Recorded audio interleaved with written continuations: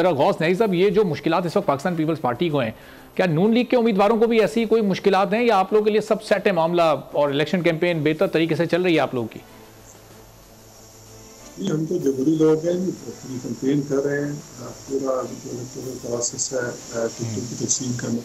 ہے، ابھی ٹکٹ تقسیم ہو جائیں گے 4 دن سے ہماری الیکشن کمپین جو ہے وہ لاس ہو جائے گی۔ ہم تو یہ کہتے ہیں یہ فیلڈ نہیں ہے، یہ نہیں وہ نہیں، یہ تو ہر دور میں ہوتا ہے۔ ہر پارٹی جو ہے وہ تمرین کرتی ہے، اور دہشت گردی کے مسائل بھی ہر الیکشن میں ہوئے ہیں، 2013 میں ہوئے ہیں، 2018 میں ہوئے ہیں، لیکن حالات میں صرف پاکستان میں ہی حالات میں الیکشن لڑنا ہے، ہمیں سسٹم کو آگے جانا ہے،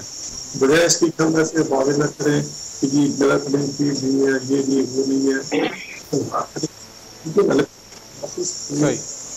تو غوث صاحب، یہ آپ نے کہا کہ ہم تو جمہوری لوگ ہیں، تو یہ دوسری جماعتیں بھی تو جمہوری ہیں نا، پاکستان پیپلز پارٹی اور جتنی باقی تمام جماعتیں ہیں، اور پاکستان پیپلز پارٹی تو کب سے ہم دیکھ رہے ہیں اپنی ایک کیمپین عوام میں جا کر شروع کر رہی ہے، نون لیگ اتنی دیر سے عوام میں گئی ہے، یہ اس کی کیا وجہ ہے؟ پہلے آپ اپنے ساری جماعتوں کے ساتھ مل ملا کر نمبرز پورے کرنے کی کوشش کر رہے تھے۔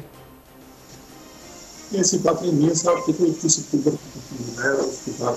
یہ تو سارا اپلیکیشن جو ہے وہ فیصلے کیے گئے،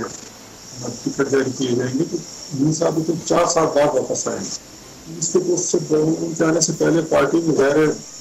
ہماری بڑی پرانی پارٹی ہے، پارٹی میں تھوڑی بہت